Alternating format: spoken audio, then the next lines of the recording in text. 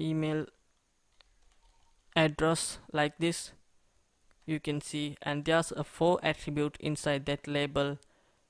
I'll show you how to use that. First we need an ID for input, so we have to give an unique ID. The ID is unique. I'm gonna give it as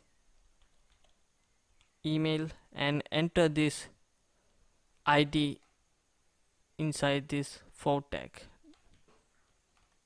Okay, now when I click this email tag, email label, it's going to focus me into this input field. Okay, now you see it's focused me into that input field. I recommend you to use a for tag because it will be much useful for mobile users. When they tap on this tag, it will focus them to this input field. I'm going to give this form a class and try to give some unique class name and meaningful class name, so we can later use it as a mini framework like Bootstrap, so we can easily style up our form just entering the class, and the predefined style will be applied to that.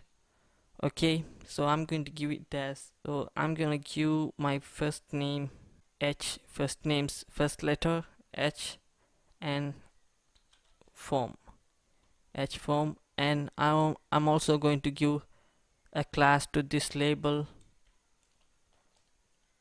class, and I'm going to give this as H label, and also I'm going to give this input field a class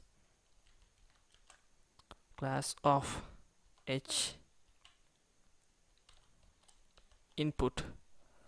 Okay, now let's add a submit button, so when the user clicks it, it has to submit all the data to the server side language. Okay, to create a submit button, you can just type input. Okay, now what you have to do is to make, and now you see it's an input field, right? By default, even if you take this off, by default input is text, input type is text.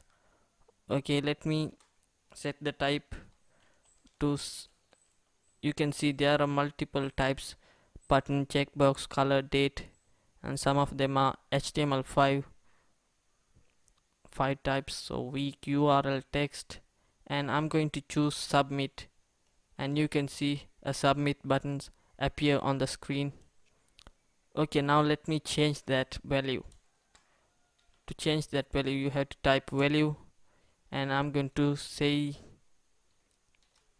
subscribe. Now, okay, now we created our first simple subscription form. Okay, now it's time to design it. So before that, let me give this submit button a class. I'm going to give it as h-btn. Okay, now it's time to open up the style sheet.